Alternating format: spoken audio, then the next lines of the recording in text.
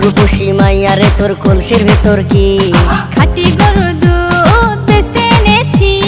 ও রূপসী মাইয়া রে তোর কলসির ভেতর কি খাঁটি গরুর দুধ বেচতে এনেছি। দে না একটু খাই, দামটা আগে চাই, আর দে না একটু খাই। দামটা আগে চাই, তোদের মতো